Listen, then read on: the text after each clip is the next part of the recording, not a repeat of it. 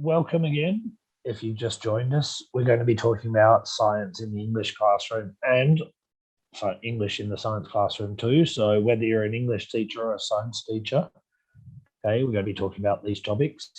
And obviously, if you don't receive a certificate or your webinar handout in the next few days, there's the email there, okay? And as we always say, all information that there is important information and a lot more can be found on that handout. So that's all prepared. It's got some extra links, all the links that you'll see, and all even the handouts and even some things you don't see here, you'll receive that. Okay. Please let us know if you don't receive it because we'll send it on to you. Okay. Well, I think one of the great achievements of humanity is our investigations into the natural world and the laws that govern life and the universe. Okay. A lot of this research was undertaken in Britain and the USA. I mean, a lot, well, obviously with Galileo in Italy as well, so I don't want to overshadow other countries, but I think there is a key role of English in these things, okay? And whether it's the Royal Academy with Newton and the Manhattan Project to discover the nuclear energy or atomic energy, whether we're talking about Newton, Faraday, and Darwin to Crick, Watson, and Franklin, not to forget Stephen Hawking, the late Stephen Hawking. I think science has really found a home in English-speaking countries. Okay, an interesting statistic is that about 98% of all scientific publications are written in English. So I don't think you can really be a top-level scientist without having knowledge of English, whether it just means that you can't really become that because people won't really be able to read your works. Okay, so I think as English teachers, it's we're giving the students an ability to play in this field. Okay, let us know in the chat if you taught science in English or use science topics in your English classes. And as I said before, whether it's even to do with Earth Day tomorrow. So let us know in the chat, okay, if you've done any of these things. Okay. Hopefully we'll give you some new ideas. Okay. Really look. Anyway, with so we had the food pyramid there. That's always a good idea. Okay. By the end of this session, you should be better able to plan speaking and writing activities in English based on science topics, incorporate themes of science into your English lessons, and use English as a classroom language for science lessons. So if you have to do some CLIL, all these sort of things, okay, the IGCE in science, okay, these are really important topics, I think. And I think English is going to really put people on a good path for their scientific future. I like the one Sylvia just mentioned with a cross-curricular topic, talking about the imitation game. I have seen the film and obviously the part it played in the war in the end. Very good. Yep. Yeah, great ideas. In fact, I did mention in our conclusion that we will be that ideas of science are really key in films and TV. Okay. Anyway, I think I'm going to hand over just in time for my voice to Rebecca for this next part. Okay. Yeah. So obviously when we study science at school, well, in England, we study physics, chemistry, and biology. But how many sciences are there that we can study? If you'd like to make a guess in the chat. Yeah, so what sciences do you know? What sciences are we talking about? Let's see. I did put the link to the video in there, but it hasn't. Don't worry, I'll start the video in a moment.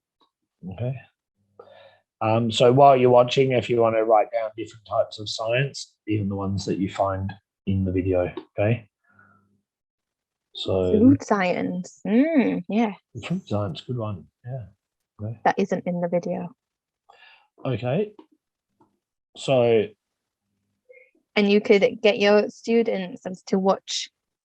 Before watching, they could come up with any types of science that they think of, and the scientists who carry out the experiments or the research, and then get them to watch the video and check their answers. Obviously, this is only one video, so there could be other types in there. Yeah, I think it's always a good idea to get a bit of pre-teaching, before you do a video. Okay, something we sometimes forget, but I think it's always a good idea to listen a bit. Okay. Marie Theresa's got a lot that are in the video. Okay. Okay, look, shall we run the video? Watch and see.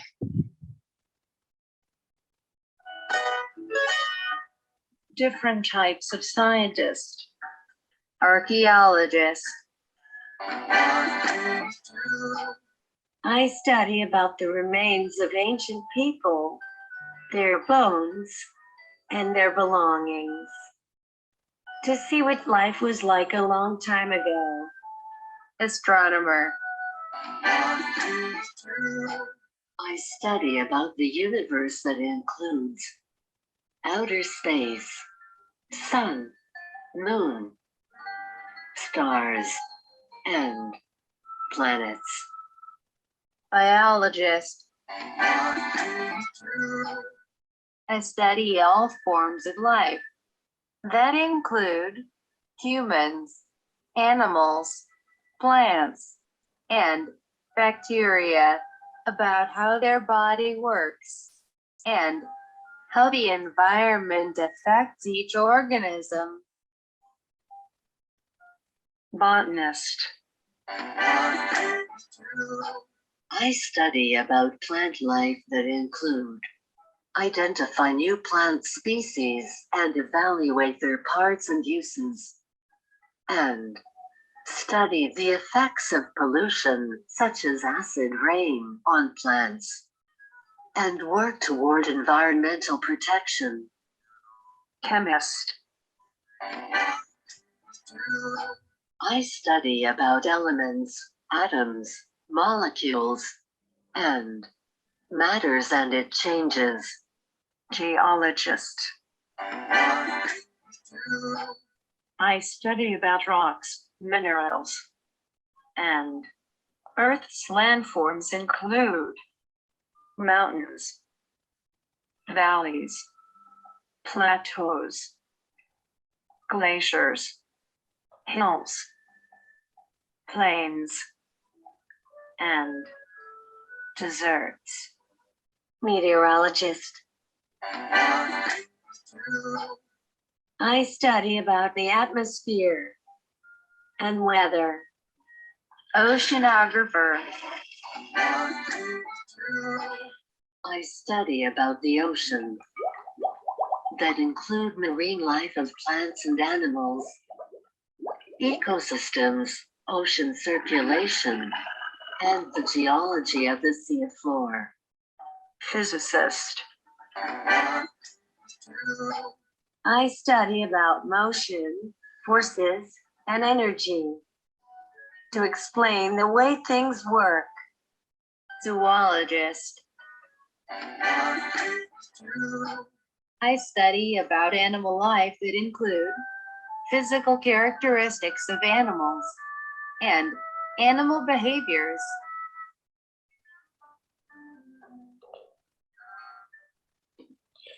Okay, that could be something, for example, might be a nice thing for even your students to make one of those. You could even give them the names of the sciences, and they have to research them and work out what the people actually do. Okay, and as we had in the chat, it's not the only ones there. Okay, did anyone notice the grammatical errors? Okay, I think this looks like something that was probably made by kids. Okay, so yes, I think it was made by kids for kids. Yeah, so I think we can sort of forgive them their grammatical errors this moment. Did you notice any? Okay. Maria Teresa said yes. What did you find? Yes, there was we a did terrible have, pronunciation of desert. Yeah, I don't think what was it? The geologist studies deserts. Okay. No. As much as deserts. Okay.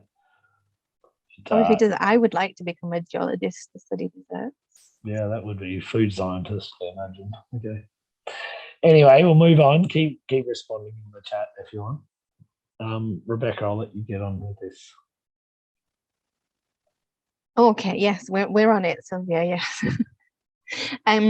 Okay, so I remember from school when we had to write a scientific report, and there always had to be specific parts. Sorry. Okay.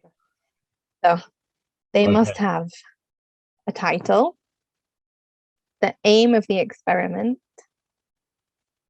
the hypothesis, so what I think will happen, an introduction to the relevant background theory, so depending on the science that you're studying, the method, so how the experiment will be carried out, risk assessment, could I injure myself in any way? What do I need to be careful of? Maybe if I'm dealing with acids, I should wear goggles, getting your students to think about and preempt anything that could go wrong. The results. And my science teacher always told me to include a diagram with the apparatus and labeled with a ruler, something I'll never forget.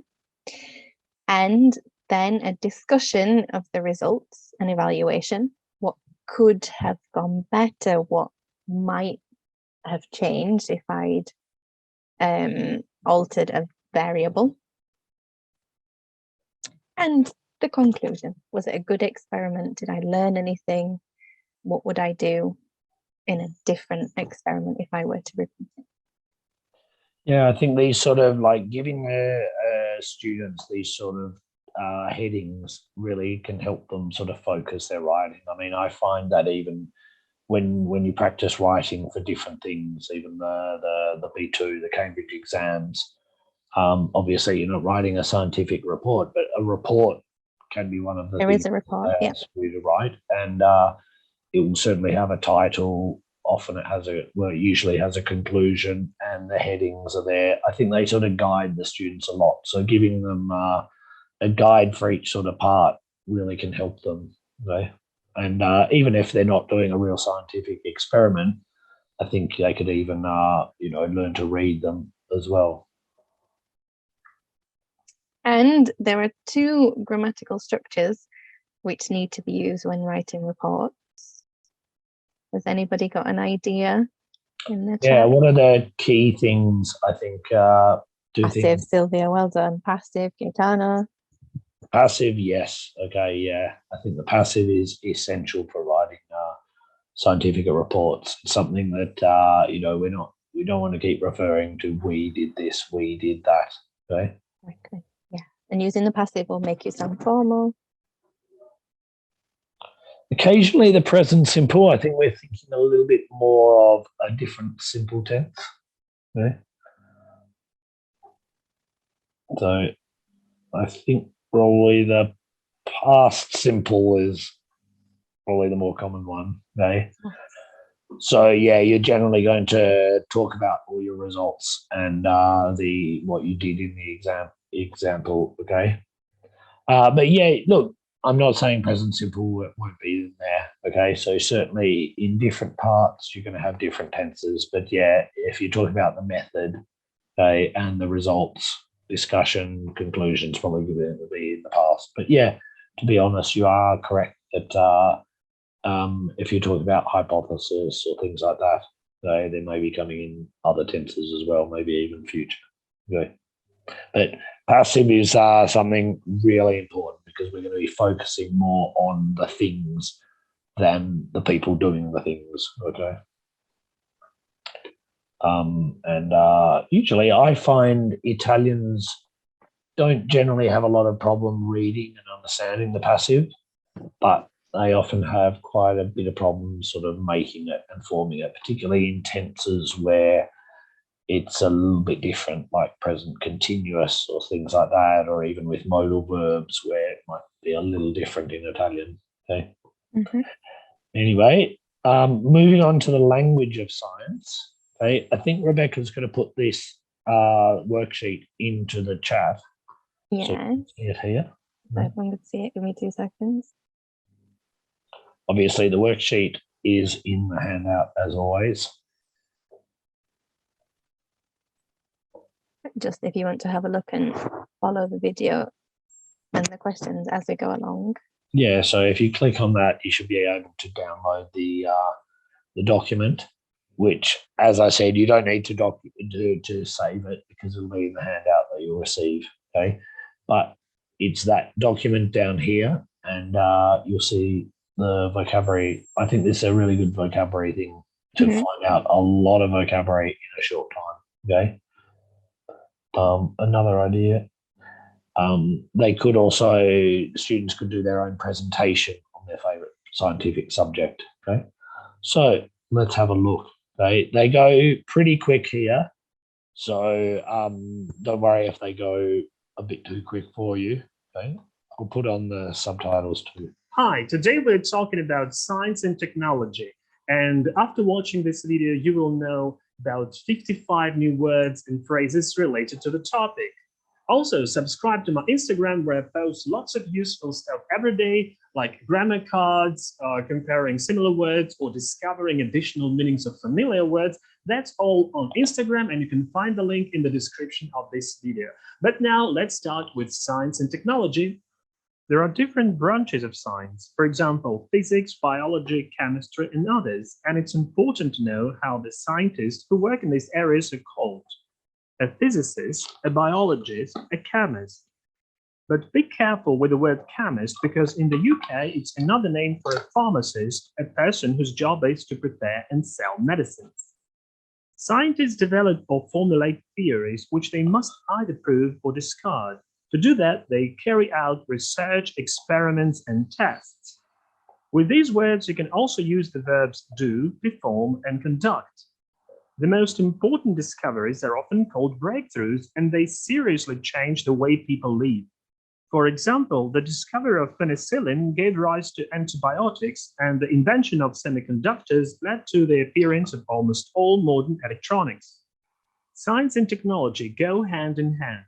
Modern computers and smartphones, everything that is technical, electronic, or digital is based on scientific research and development. Most commonly, technology is associated with such words as gadget, device, appliance, equipment, machine, and some of these words, some such words are easily confused. So let's take a look at them. A machine or a vehicle. A machine is a piece of equipment that has moving parts and works on mechanical power designed to do a certain job. A vehicle is a type of machine used as a means of transport. All vehicles are machines, but not all machines are vehicles. A washing machine is not a vehicle, for example. What's the difference between a device and an appliance? A device is a more general notion and can be applied to literally any piece of equipment, especially electronic. Smartphones, TVs, computers. An appliance is a device that has a specific, often singular function for household use. For example, a blender, a toaster, a hairdryer. So any appliance is a device, but not any device is an appliance. A smartphone is not an appliance. Technology may be modern, cutting edge, or state of the art, which means new, the most recent, or outdated, dated, and obsolete, which is the opposite of modern. We're living in the world of digital technology, which is based on storing data in the form of digital signals. Everything is digital now, electronic tools, systems, devices. Prior to digital revolution, all technical and electronic things were analog, based on a different type of storing and processing information. Artificial intelligence is the ability of a computer or a robot to perform tasks that are usually done by humans, and it is thought that AI technology will shape our future and even take away most people's jobs. How about you? Are you afraid of artificial intelligence? Do you believe it may cause more problems than do good to the humanity? I want to know your opinion. Write about that in the comments, please. And this is all for now. I hope this video was useful. And if you have any questions, also write them in the comments. Thank you for watching and goodbye. Yeah, I think it's a very useful video there with a lot of vocabulary there. Okay. I think that guy also does other ones too. So there's other topics that he speaks about as well. So worth following him as well. A few questions there. If you got the worksheet, feel free to put them in the chat. Okay. I was so- a bit, sorry, Josh, I was going to say I was a bit disgruntled that he mentioned gadget but didn't give an explanation of what gadget was, just because obviously gadget, There's a different meaning in Italian, I think. Yeah. an English gadget is something which is technological, whereas obviously an Italian gadget is something like not a souvenir but a freebie. Yeah, often might be merchandising or something like that. Yeah. So when you talk about gadgets as key rings or something in Italian, I don't think we would certainly call a key ring a gadget. I think a gadget is something that does something quite useful, okay, or ingenious, or certainly something like a smartphone. But even something in your kitchen might be a new gadget, right? Yes, like a tin opener, an electric tin opener. Yep. Yeah, souvenirs, if it carries a memory of a trip, for example, I guess it could be that. There you go, MLA pen. Okay. Someone asked, who was it that, Maria asked whether you'll have the links to the videos. Always. We always include all the links to the videos and a few more videos in the handout, so don't worry about that. Okay. Moving on. I thought a good idea for talking about science, and sometimes a way of approaching it in maybe a bit more lighthearted way, is task-based learning. Okay, so we've also got these websites that talk about scientific laws. Okay, a list of them, and some of them that are a list of 10 that are really important. You could even ask them as a sort of fun activity to propose their own scientific law. Now, it's not necessarily a science lesson, as you might imagine, okay, but it could be a fun activity using the same sort of structures that they find. And, following on from that, I think it's always a great way to use their imagination, okay? So, for example, you could have a parent's law, okay? When parents tell you to do or not do something, say, for example, not to stay out late, the universe opens a portal to let you observe if your parents actually followed this rule in the past. Okay. So some sort of fun thing like that. That was just an idea of mine, but I'm sure the kids could be quite creative with those, whether it's a real law that they want to propose, that maybe they think exists, or something that would actually have real consequences, or something lighthearted like that. I think these sort of things, if you give them something to do, it's often a fun exercise. Okay, and I think someone just mentioned what was it? The zero Yes. conditional. In fact, Rebecca was going to talk about that, I think. Okay. But, yes, it's obviously it's a good example of a grammatical structure which maybe the students would use unknowingly, because as Gaetano said, we do use the zero conditional to talk about things which are always true. My favorite go-to example being, if you heat ice, it melts. Yep. Josh's could be used with the first conditional. Yep. If your parents tell you something, the universe opens a portal. Yep. Mm-hmm. You could even propose something imaginary in a second conditional, okay, if they told you something untrue, okay, the universe would open a portal. So it's not a big stretch, strangely enough, between the zero conditional and the second conditional. It just makes it a bit more hypothetical, whereas the first conditional is a bit more realistic. It's how things work. Okay? In fact, when I teach the zero conditional, I generally say laws of nature is often these sort of, if you heat ice, it melts. Okay. If you throw something up in the air, it falls down. Okay. Following on from that, excuse me. Another fun topic to do in classes is future technology. So take a present situation, how something works, look at it as a problem, and then what technology in the future will there be? And then I've included a little space down the bottom for you for the students to draw the technology if it's one of those things that they could draw. So these are some things you often find people talking about. What will life be like in 50 years?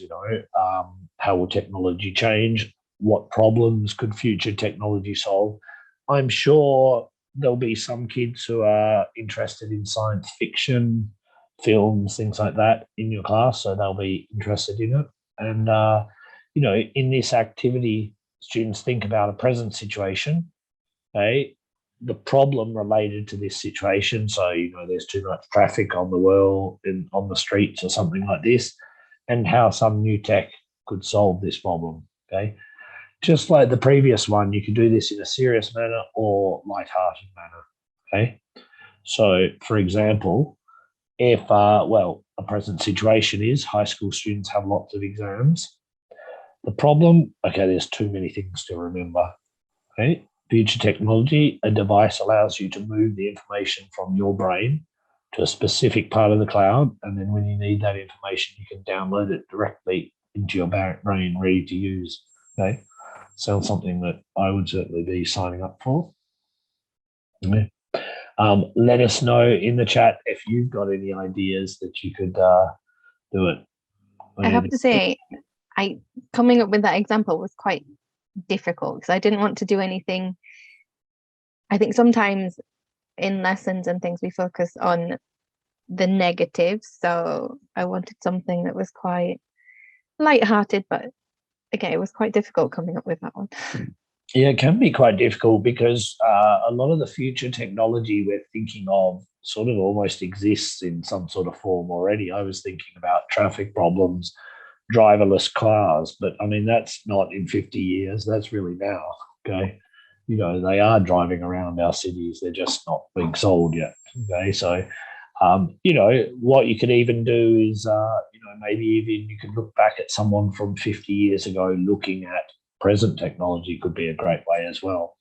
I did that with my mum, although my mum isn't that old. But before I came up with the idea, I asked my mum what technology has appeared since her childhood, and she gave me a very long list, including the telephone, the house telephone. I mean, look, even 20 years ago, who would have thought we would be doing like webinars, okay, like this from people all over the world, okay, conducting webinars. You can see, you can chat, okay. It's a very different world to what it was even just 20 years ago.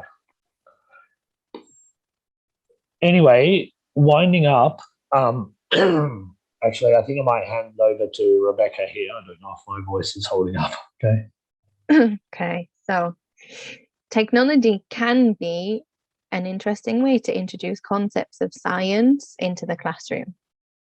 And the vocabulary is quite simple and similar, so it can really spur your students' imagination and get them thinking, especially with the hypothetical situation.